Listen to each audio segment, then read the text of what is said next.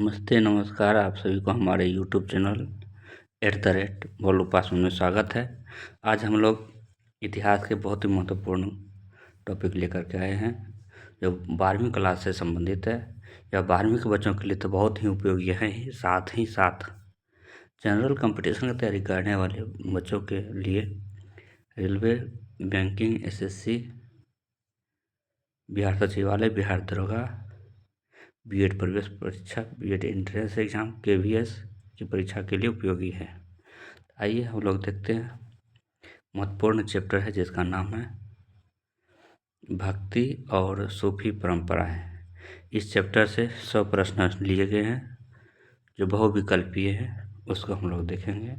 आइए शुरू करते हैं। पहला प्रश्न है, कहता है भक्ति आंदोलन का मूल दर्शन किस पर आधारित था? तो यह जो था ईश्वर प्रेम पर आधारित था, इसलिए इसका आंसर क्या हो जाएगा? इसका आंसर हो जाएगा बी हो जाएगा, ईश्वर प्रेम। ईश्वर प्रेम हो जाएगा बी। अब हम लोग देखेंगे दूसरा प्रश्न। दूसरा प्रश्न कहता है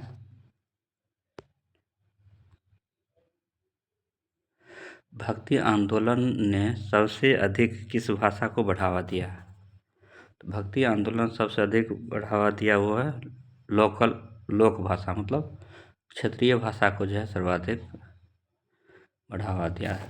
यानी संतों के द्वारा जो है क्षेत्रीय भाषा में उपदेश दिया गया, लोगों को समझाने के लिए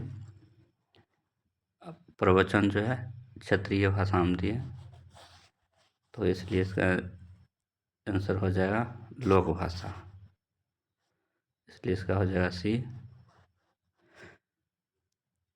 भजन के माध्यम से हो, अपने कथा के माध्यम से जो है लोगों को समझाने का प्रयास किया गया क्षेत्रीय भाषा में। अगला प्रश्न देखेंगे, प्रश्न नंबर 3। दक्षिण भारत में भक्ति आंदोलन का प्रारंभ किनसे जुड़ा है? दक्षिण भारत की बात करें तो यह जो है अलवार और नैयार ये संत हुआ करते थे। एक शिव के उपासक हुआ करते थे, एक विष्णु जी के उपासक हुआ करते थे। इन दोनों संत समूहों के द्वारा भक्ति आंदोलन को दक्षिण भारत में विस्तार से फैलाया गया, इसलिए इसका आंसर ये हो जाएगा। अगला प्रश्न, प्रश्न नंबर 4 देखेंगे हम लोग। 4 कहता है अलवार संत किस देवता के उपासक थे? तो अलवार संत जो थे विष्णु जी के उपासक हुआ करते थे, इसलिए इसका आंसर क्या हो जाएगा? बी हो जाएगा। अलवार संत विष्णु जी के उपासक हुआ करते थे। नैयार संत किसके भक्त हुआ करते थे? तो शिव के भक्त हुआ करते थे, इसलिए इसका आंसर क्या हो जाएगा? सी हो जाएगा, शिव के भक्त। तेवरम किससे संबंधित है? तेवरम किससे संबंधित है? तो इसका आंसर हो जाएगा सूफी संत से संबंधित है तेवरम, इसलिए इसका आंसर हो जाएगा नैयार हो जाएगा बी। इसका आंसर बी हो जाएगा। अगला प्रश्न और देखेंगे हम लोग, प्रश्न नंबर 7 को। भक्ति आंदोलन का सामाजिक प्रभाव क्या था? यानी भक्ति आंदोलन का समाज पर जो है क्या प्रभाव पड़ा था, सामाजिक वातावरण पर? तो इसका प्रभाव ये पड़ा था कि जन समानता का प्रचार हुआ। संतों के द्वारा प्रचार किया गया सभी मानव एक ईश्वर के संतान है, सभी जो है ईश्वर की नज़र में बराबर है, कोई किसी से छोटा नहीं है, कोई किसी से बड़ा नहीं है, इसलिए इसका आंसर जो है हो जाएगा बी हो जाएगा। 7 नंबर का बी है।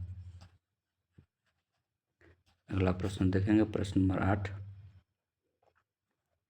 8 प्रश्न कहता है रामानुजाचार्य किस भक्ति संप्रदाय से जुड़े थे? रामानुजाचार्य की बात करें तो ये जो थे वैष्णव भक्ति संप्रदाय से जुड़े हुए थे और ये जो है उपदेश देते थे। तो आइए इसका आंसर क्या हो गया? बी हो गया। वीडियो ज़्यादा लंबा नहीं हो इसलिए हम ज़्यादा नहीं बोलेंगे, थोड़ा सा समझाने का प्रयास करेंगे, इसके लिए थोड़ा सा बोलेंगे, लेकिन बहुत ज़्यादा लेक्चर देने की कोशिश नहीं करेंगे क्योंकि वीडियो ज़्यादा लंबा नहीं हो इसलिए कम बोलेंगे। अगला प्रश्न शुरू करेंगे। प्रश्न नंबर 9, विशिष्टता द्वैत दर्शन किसने प्रतिपादित किया? तो इसका हो जाएगा बी, रामानुजाचार्य हो जाएगा इसका आंसर, बी हो जाएगा। अगला प्रश्न देखेंगे। प्रश्न नंबर 10, कहता है माधवाचार्य का दर्शन कहलाता है, क्या कहलाता है? तो द्वैतवाद कहलाता है, द्वैतवाद कहलाता है, इसलिए इसका आंसर हो जाएगा बी। अगला प्रश्न देखेंगे। प्रश्न नंबर 11वां प्रश्न कहता है वल्लभाचार्य किस दर्शन के प्रवर्तक थे? वल्लभाचार्य इसके प्रवर्तक थे शुद्ध द्वैतवाद, इसका आंसर हो जाएगा सी।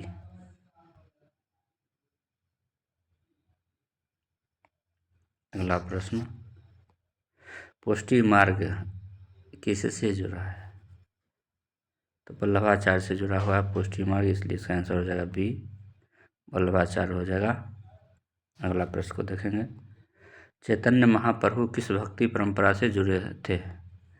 चैतन्य महाप्रभु ये कृष्ण भक्ति से जुड़े हुए थे, इसलिए इसका आंसर हो जाएगा सी, कृष्ण भक्ति। श्री कृष्ण गोविंद हरे मुरारी, हे नाथ नारायण वासुदेवा। तो चैतन्य महाप्रभु किससे जुड़े हुए थे? तो कृष्ण भक्ति से जुड़े हुए थे। चैतन्य आंदोलन का मुख्य केंद्र कहाँ था? तो इसका हो जाएगा 14 सी हो जाएगा, मथुरा हुआ करता था, सॉरी नवद्वीप हो जाएगा, इसलिए इसका आंसर 14 सी।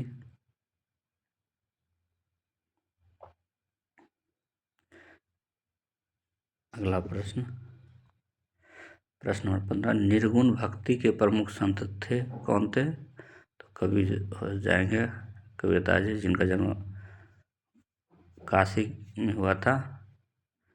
नीरू नामक जुल्हा परिवार में इनका लालन पालन किया गया था, और इनकी प्रसिद्ध रचना जो है बीजक है, इनके द्वारा लिखा गया है दोहावली। कबीर साहब के दोहा पढ़ते हैं दोहावली में। अगला प्रश्न की ओर बढ़े हैं।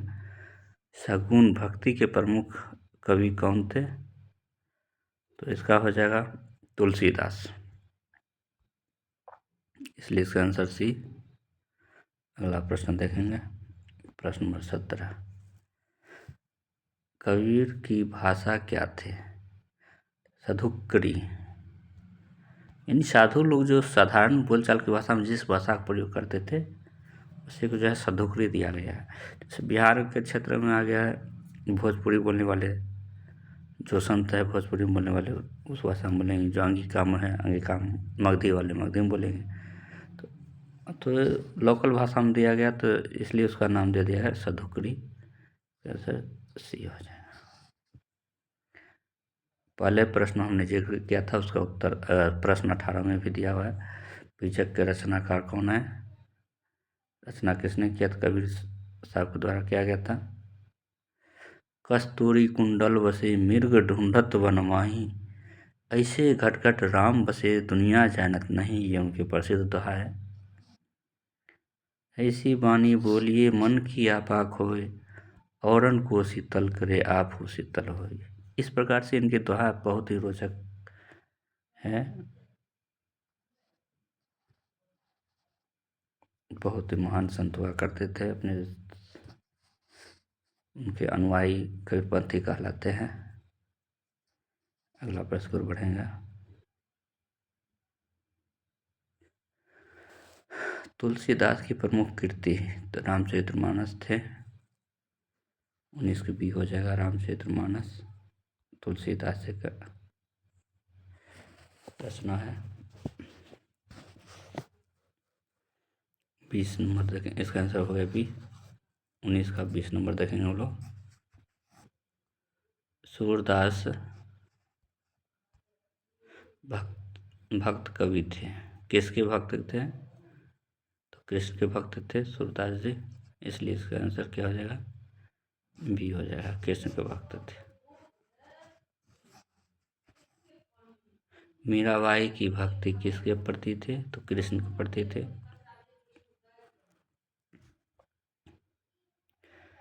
एक मीरा, एक राधा एक मीरा, दोनों ने श्याम को चाहा। एक प्रेम दीवाने, एक तरस दीवाने, एक प्रेम दीवाने, एक तरस दीवाने, एक राधा एक मीरा। अगला प्रश्न कर बढ़ेंगे। प्रश्न नंबर, तो इसका हो जाएगा 21 का सी हो जाएगा कृष्ण। अगला प्रश्न देखेंगे। नामदेव किस क्षेत्र से संबंधित संत थे? तो वो थे महाराष्ट्र से। नामदेव महाराष्ट्र के बहुत ही नामी संत हैं ये। इसका आंसर हो जाएगा बी हो जाएगा। अगला प्रश्न की ओर बढ़ेंगे। मराठी भक्ति आंदोलन के प्रमुख संत कौन थे? तो नामदेव, तुकाराम, ज्ञानेश्वर सभी थे, इसलिए इसका आंसर हो जाएगा डी। इन सभी संतों का संबंध महाराष्ट्र से ही हुआ करते थे। मराठी भाषा में आंदोलन उपदेश दिया करते थे, इसलिए मराठी भक्ति आंदोलन जो है इनके द्वारा किया गया धार्मिक काम को नाम दिया गया। अगला प्रश्न। ज्ञानेश्वर ज्ञानेश्वरी की रचयिता कौन है? रचना करने वाला, तो इसका रचना करने वाला हो जाएगा आपका ज्ञानेश्वर जी। भक्ति आंदोलन का एक प्रमुख उद्देश्य क्या था? तो भक्ति आंदोलन का प्रमुख उद्देश्य यही था कि धार्मिक एकता हो लोगों के बीच, इसलिए इसका क्या हो जाएगा? ये हो जाएगा आंसर। अगला प्रश्न को देखेंगे हम लोग। प्रश्न नंबर 26। सूफी शब्द की उत्पत्ति किससे मानी जाती है? तो सूफी शब्द की उत्पत्ति मानी जाती है सूफ से, जिसका अर्थ होता है ऊन। यानी सूफी संत जो है ऊनी कंबल का प्रयोग क्या करते थे, तो सूफ शब्द से जो है सूफी बना है। सूफ का अर्थ है ऊन, इसलिए इसका आंसर हो जाएगा ए। अगला प्रश्न देखेंगे। भारत में सूफी परंपरा किस काल में आई थी? भारत में सूफी परंपरा आई थी तुर्क काल में, तो इसलिए इसका आंसर हो जाएगा सी, तुर्क काल। सूफी संतों का प्रमुख उद्देश्य क्या था? सूफी संतों का प्रमुख उद्देश्य था ईश्वर से प्रेम, ईश्वर के प्रति लोग प्रेम रखे। इस उद्देश्य से सूफी संतों के द्वारा उपदेश दिए जाते थे, लोगों को ईश्वर के बारे में बताया जाता था। इसका आंसर क्या हो जाएगा? बी हो जाएगा।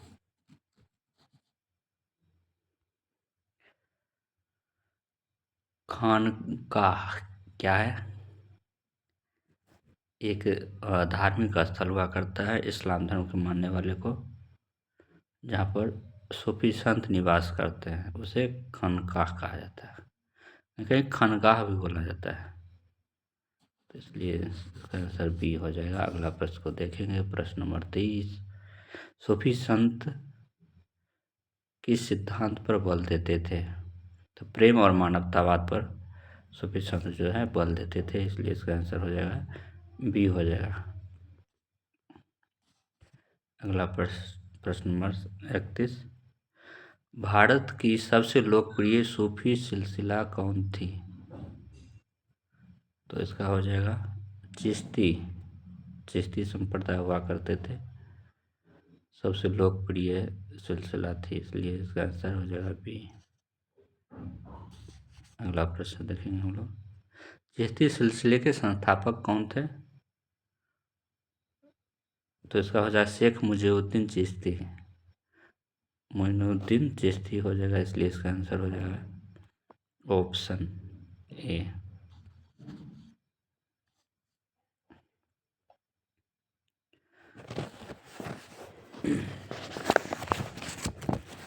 प्रश्न नंबर 33 हो जाएगा। 33 नंबर का आता है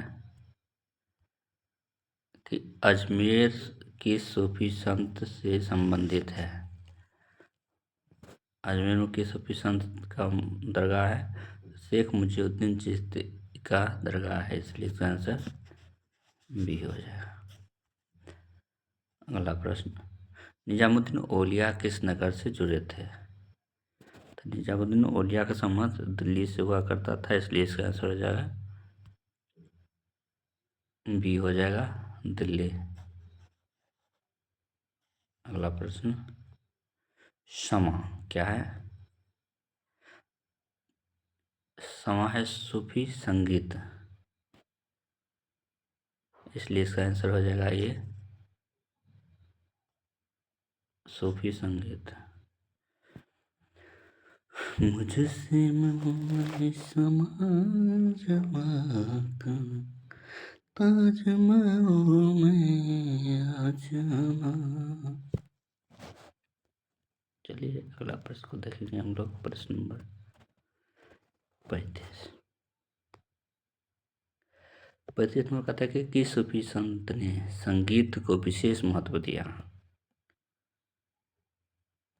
35 हो गया, ठीक है। 36 होगा।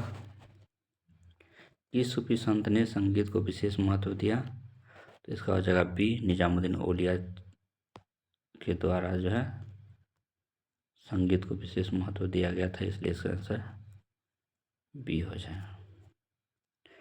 अमीर खुसरो किसके शिष्य थे? अमीर खुसरो निजामुद्दीन औलिया साहब के शिष्य हुआ करते थे, इसलिए इसका आंसर क्या हो जाएगा? सी हो जाएगा।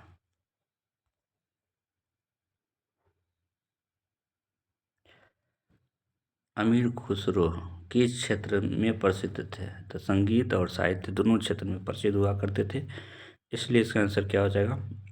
बी हो जाएगा। क्वेश्चन नंबर 39 का आता है,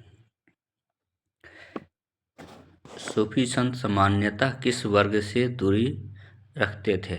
तो शासक वर्ग से दूरी रखते थे, इसलिए इसका आंसर हो जाएगा बी हो जाएगा। लेकिन अभी की संतों की बड़ा विडम्बना है। अभी टिकट के लालच में आकर के क्या करता है, किसी राजनीतिक पार्टी का प्रचार करता है, उसके पीछे पीछे चलता है, अपने शिष्यों को वोट मांगता है, तो उसका चुनाव प्रचार प्रसार करता है, जो कि बहुत ही दुर्भाग्यपूर्ण है। ऐसा बिल्कुल नहीं होना चाहिए था, ये लोकतंत्र के लिए खतरा है। अगला प्रश्न,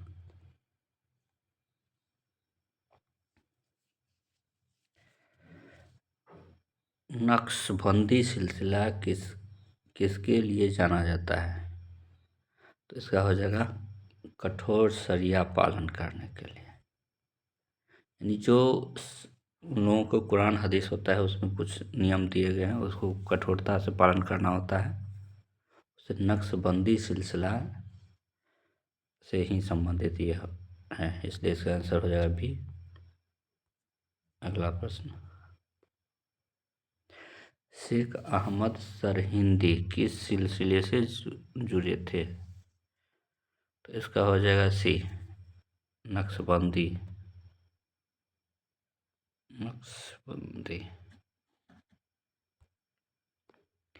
सूफी दरगाहों में जाने वाले लोगों में कौन शामिल थे? 42 का हो जाएगा सी, सभी धर्म के लोग जाते थे, यहाँ अपनी मुराद मांगते थे, अर्जी लगाते थे, उनकी शायद पूरी भी होते हुए। जाने।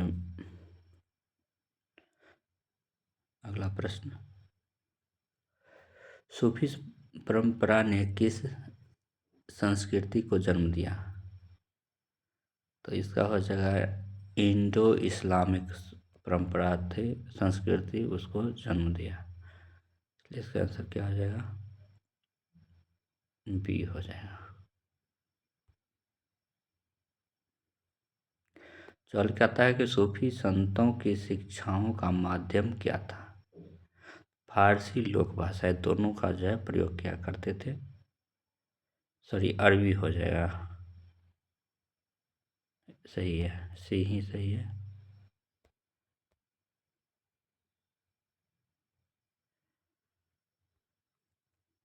अगला प्रश्न की ओर बढ़ेंगे।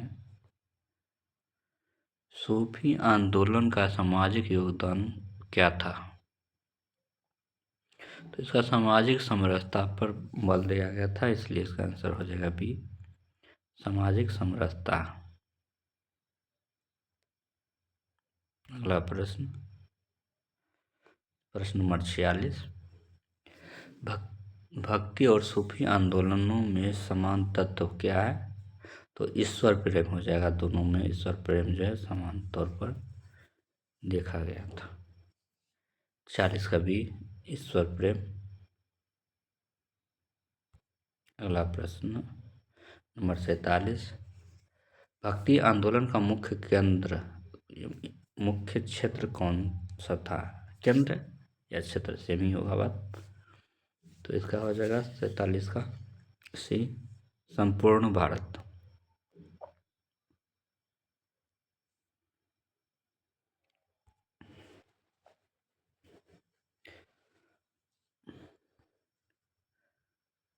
सूफी आंदोलन का मुख्य केंद्र प्रारंभ कहाँ था? तो इसका हो जाएगा 48 का हो जाएगा सी, अरब कंट्री से शुरुआत होती है इसकी, इसलिए इसका आंसर सी हो जाएगा। दोनों आंदोलनों ने किसका विरोध किया? तो बाह्य आडंबर जो होता है, बाह्य आडंबर मतलब बाहरी दिखावा करना, इसका जो है दोनों आंदोलन के द्वारा जो है विरोध किया गया था, इसलिए इसका आंसर बी हो जाएगा। 50 का बी, 50 हम लोग देखेंगे। भक्ति और सूफी संतों की भाषा कैसी थी? सरल भाषा हुआ करती थी, इसलिए इसका आंसर हो जाएगा सी, सरल। अगला प्रश्न हो जाएगा 51 नंबर, कबीर ने किसका विरोध किया? तो कबीर साहब के द्वारा किया गया था जाति और कर्मकांड का विरोध किया गया था, इसलिए इसका आंसर, यानी वो निर्गुण भक्ति की जो एक होता है पद्धति, उसके समर्थक थे, इसलिए उसने कर्मकांड का विरोध किया और जाति का भी विरोध किया था। इसका आंसर बी। अगला प्रश्न है, बाबा फरीद किस क्षेत्र के संत थे?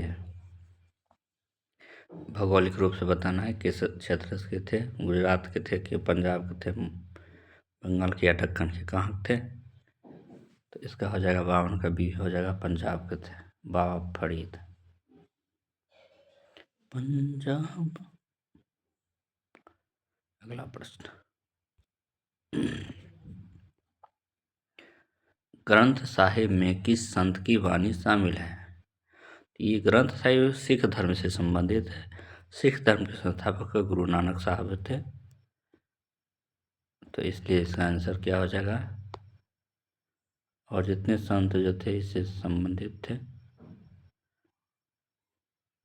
इसमें कबीर साहब का भी विचार को शामिल किया गया, नामदेव को भी शामिल किया गया, बाबा फरीद का भी, इसलिए इसका आंसर हो जाएगा डी, सभी।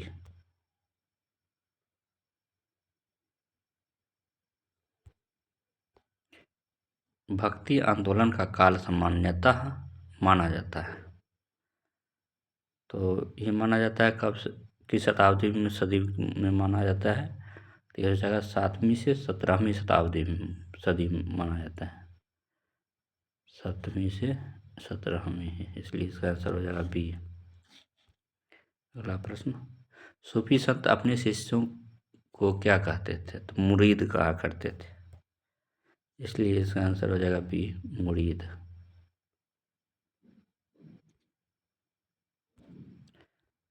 पीर शब्द किससे संबंधित है? तो पीर जो कहा जाता था, गुरु को कहा जाता था, इसलिए इसका आंसर क्या हो जाएगा? 56 का बी हो जाएगा, सूफी गुरु।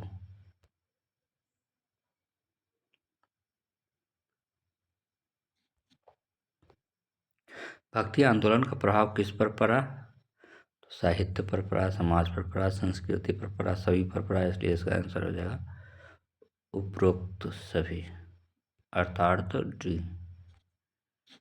अगला प्रश्न, सूफी परंपरा में दरवेश का अर्थ है, क्या अर्थ है?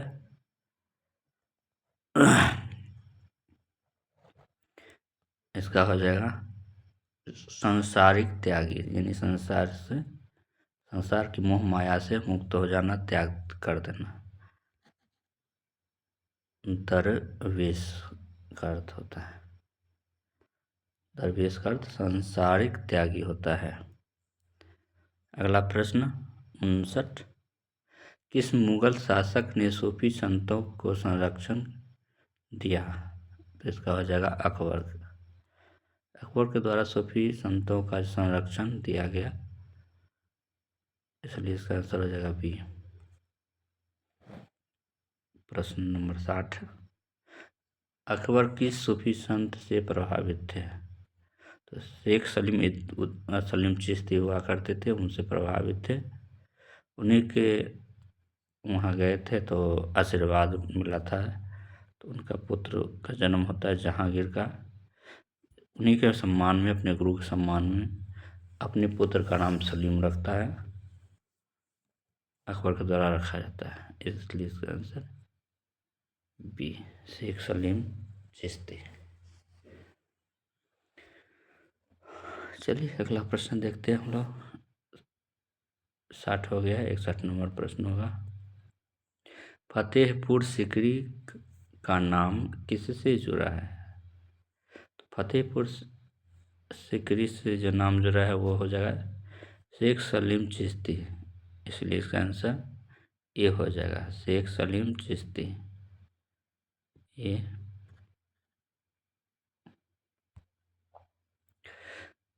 अगला प्रश्न, भक्ति आंदोलन का राजनीतिक दृष्टिकोण कैसा था? तो इसका आंसर हो जाएगा तटस्थ था, तो इसलिए बी हो जाएगा। सूफी संतों ने किस प्रकार का जीवन अपनाया? तो सूफी संतों ने तपस्वी, विलासपूर्ण तो नहीं होगा, राजसी नहीं होगा, सैनिक वाला भी नहीं किया था, तीन वो छट गया था, कौन बचा? तपस्वी बच गया था, तपस्वी का जो है जीवन स्वीकारा था, अपनाया था। अगला प्रश्न नंबर 64, किस संत कवि ने राम का मर्यादा पुरुषोत्तम बताया? तो इसका हो जाएगा तुलसीदास जी के द्वारा भगवान रामचंद्र जी को मर्यादा पुरुषोत्तम बताया गया था, तो इसलिए इसका आंसर हो जाएगा बी हो जाएगा, तुलसीदास। 64 नंबर हो गया, अब हम लोग 65 की ओर बढ़ेंगे। 65 नंबर प्रश्न कहता है, सूरदास की भाषा क्या थे? किस भाषा में बोला करते थे, अपना प्रवचन दिया करते थे? तो इसका जो ब्रज भाषा में उपदेश दिया करते थे, इसलिए इसका आंसर ये हो जाएगा। अगला प्रश्न, मीराबाई किस घराने से था? तो मीराबाई का संबंध महाराणा प्रताप के खानदान से हुआ करता था, तो मेवाड़ हो जाएगा इसका आंसर, इसलिए इसका ऑप्शन ए सही है। अगला प्रश्न,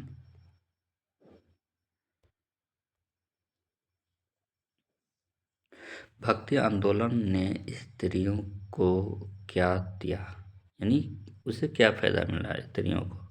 भक्ति आंदोलन प्रारंभ होने के बाद उसके हालात में किस प्रकार के बदलाव आए, ये पूछा जा रहा है। तो 67 का हो जाएगा, बी हो जाएगा धार्मिक अभिव्यक्ति। मतलब धार्मिक मुद्दे पर जो है वो अपना विचार रखते थे और उन्हें जो है धार्मिक कार्यों में भाग लेने की अनुमति दी गई, यज्ञ में शामिल हो सकते थे, यानी धार्मिक कार्य सभी कार्यों में शामिल हो सकते थे। सूफी संतों ने किसे महत्व दिया? धन को, सत्ता को, युद्ध को नहीं दिया था। किसको दिया था? तो प्रेम को दिया था। इसलिए इसका आंसर सी हो जाएगा, ईश्वर प्रेम, ईश्वर से प्रेम।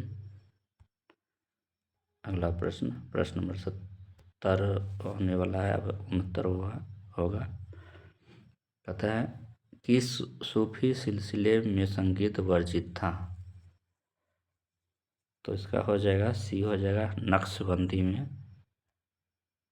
नक्शबंदी में क्या था? संगीत को प्रतिबंधित किया गया था, वर्जित किया गया था, रोक लगाया गया था। इसलिए इसका आंसर हो जाएगा, सी हो जाएगा। अगला प्रश्न पर बढ़ेंगे, प्रश्न नंबर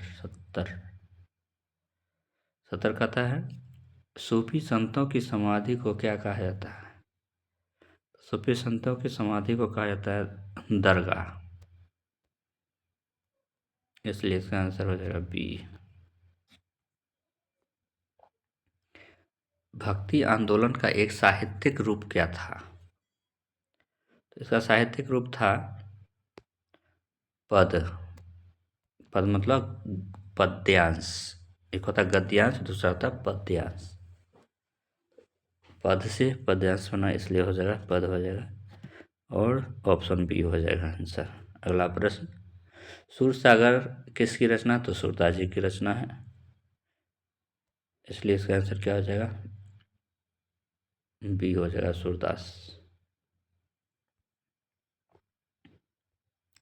सूफी संतों का प्रमुख शिष्य कहलाता था, क्या कहलाता था? तो मुरीद।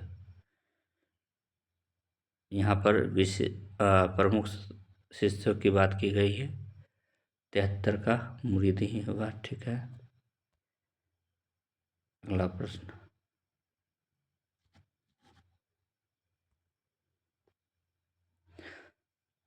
भक्ति आंदोलन ने किस धर्म को प्रभावित किया?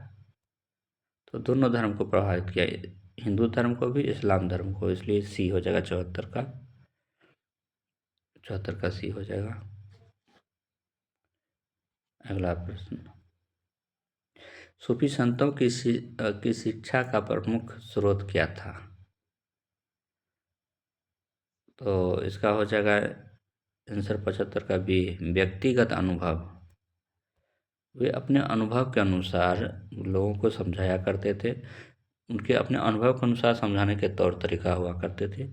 इसलिए यहाँ पर इसका ये हो जाएगा सही, व्यक्तिगत अनुभव ही सही हो जाएगा। इसलिए बी ऑप्शन हो जाएगा उत्तर। कबीर पेशे से जुड़े थे, किस समुदाय से बिलोंग करते थे, संबंधित थे? तो जुलाहा संप्रदाय से थे। इसलिए इसका आंसर बी। अगला प्रश्न, वैसे विद्वानों की कोई जाति नहीं होती है। अगला प्रश्न 77, रैदास किस वर्ग से संबंधित है? चर्मकार। इसका आंसर हो जाएगा सी। अगला प्रश्न, भक्ति आंदोलन ने किस प्रकार की भक्ति को महत्व दिया? भक्ति आंदोलन ने किस प्रकार की भक्ति का महत्व दिया? 78 का हो जाएगा, बी हो जाएगा, आंतरिक भक्ति को जो है यानी दिखावा पर कम, और जो वास्तविक भक्ति है उस पर विशेष बल दिया गया। सूफी संतों की प्रमुख विशेषता क्या थी?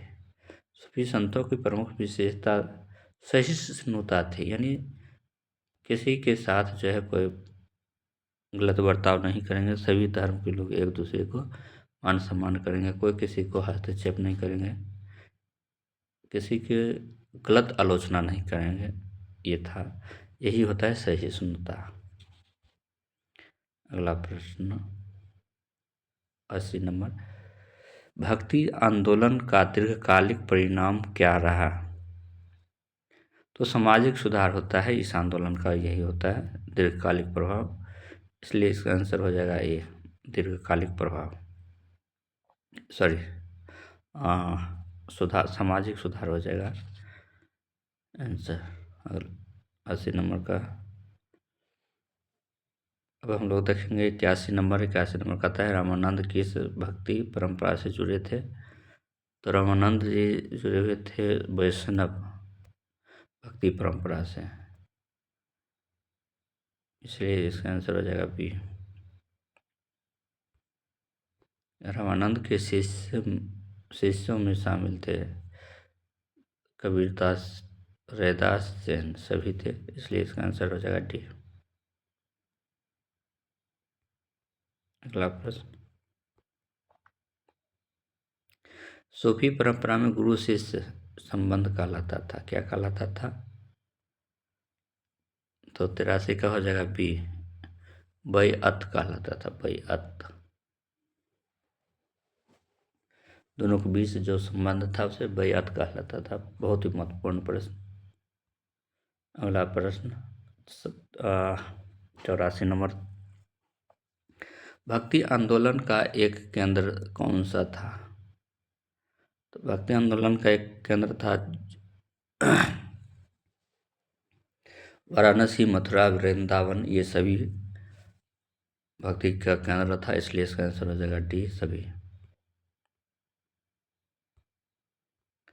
सूफी संत किस प्रकार की भक्ति को मानते थे?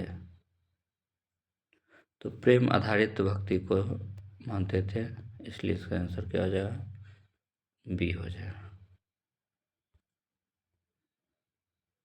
किस संत ने कहा सब घट राम बोलता है?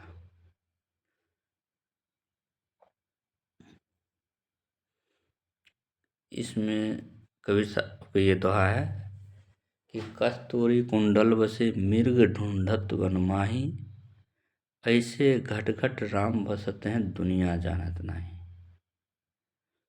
तो इसलिए इसका यानी ये कबीर साहब का कथन है, इसलिए इसका आंसर हो जाएगा बी,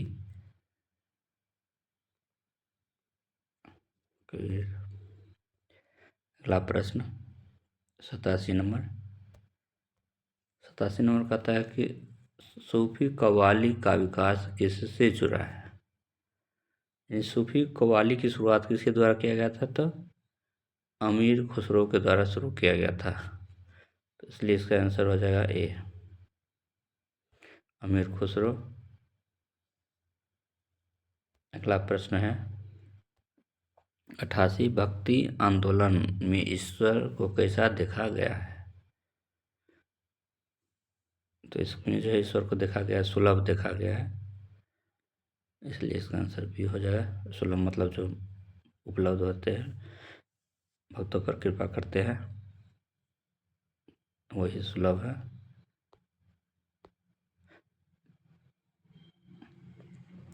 सूफी संतों का अंतिम लक्ष्य क्या है?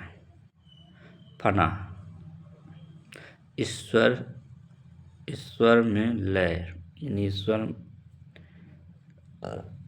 में विलीन होना, ईश्वर में विश्वास रखना,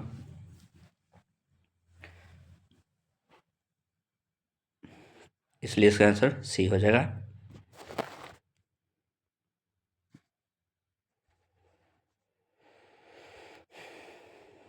अगला प्रश्न, प्रश्न नंबर 90, भक्ति आंदोलन ने किस सामाजिक बुराइयों पर प्रहार किया? जातिवाद, जाति व्यवस्था, नारी असमानता, छुआछूत, उपर्युक्त सभी। तो इसका आंसर हो जाएगा उपर्युक्त सभी, इसलिए ऑप्शन इसका डी हो जाएगा आंसर। अगला प्रश्न, प्रश्न नंबर 51,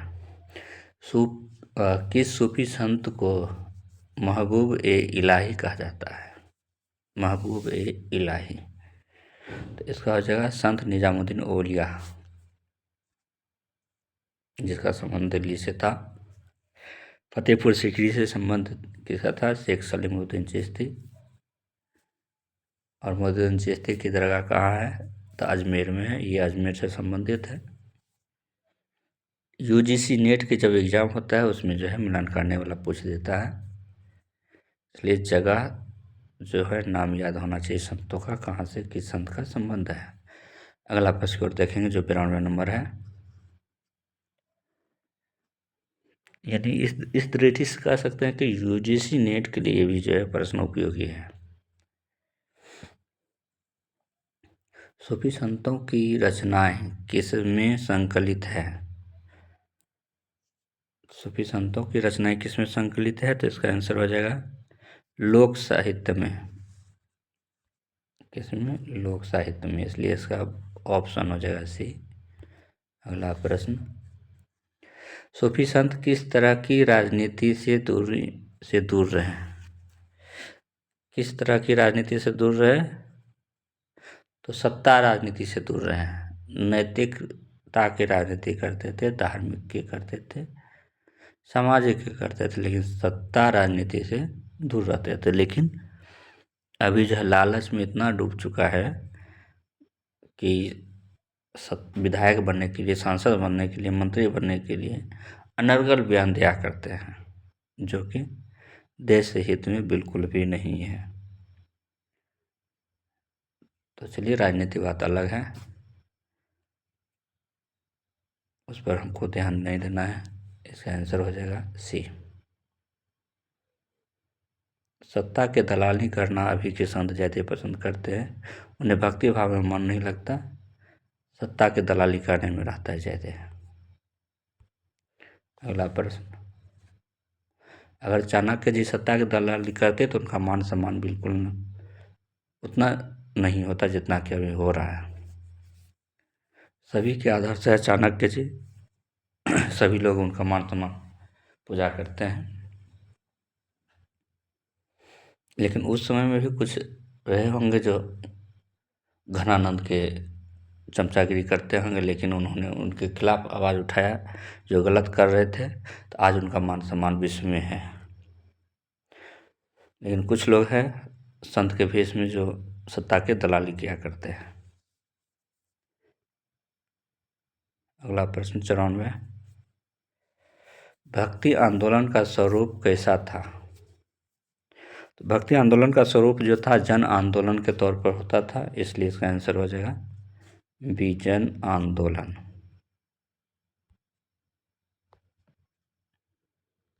सूफी आंदोलन का भारत में सबसे बड़ा योगदान क्या था? तो सूफी आंदोलन का सबसे बड़ा था सांस्कृतिक समन्वय,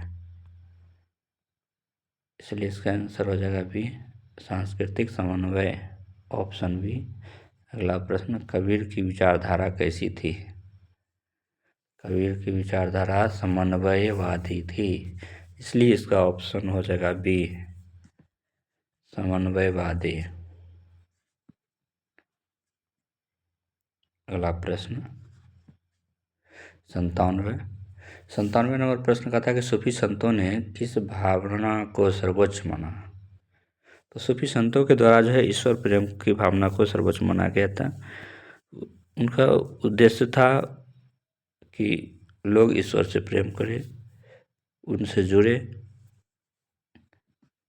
इस प्रकार से वे उपदेश दिया करते थे, इसलिए इसका ऑप्शन बी उत्तर हो जाएगा। अगला प्रश्न देखेंगे, 97 हो चुका है, 98 अब बहुत ही जल्द समाप्त होने वाला है ये क्लास।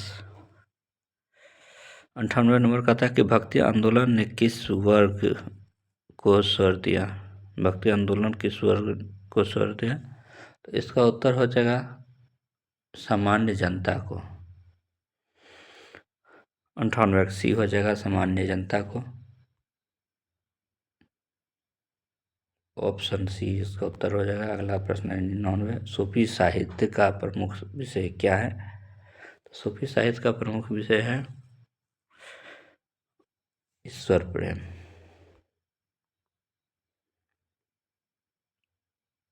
अगला प्रश्न को देखेंगे हम लोग, और लास्ट प्रश्न है, भक्ति और सूफी परंपराएं भारतीय इतिहास में क्यों महत्वपूर्ण है?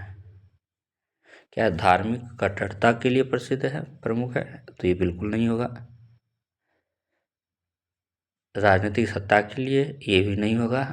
सैन्य विस्तार के लिए? भक्ति करने वाले को सैन्य विस्तार से कोई लेना देना नहीं, इसलिए ये सभी गलत है। और एक बी जो है वो सही है, सामाजिक एकता के लिए जो है ये महत्वपूर्ण है, इसलिए इसका आंसर जो है विकल्प बी हो जाएगा, इसका उत्तर हो जाएगा। तो इस प्रकार से हमारे चैनल से जुड़िए और अपने तैयारी को आगे बढ़ाने के लिए, मजबूत करने के लिए हमारे चैनल को सब्सक्राइब कीजिए, वीडियो को लाइक करें, दोस्तों में शेयर करें और लोगों को सब्सक्राइब करने के लिए हमारे चैनल को प्रेरित करें, ताकि हम और अच्छे से उत्साह के साथ लाते रहें तथ्यों को। आप लोगों को तैयारी को बेहतर बनाने में हम अपना पूरा योगदान कर सकें। इसी के साथ आज का क्लास यहीं पर समाप्त की जाती है। जय हिंद, जय भारत।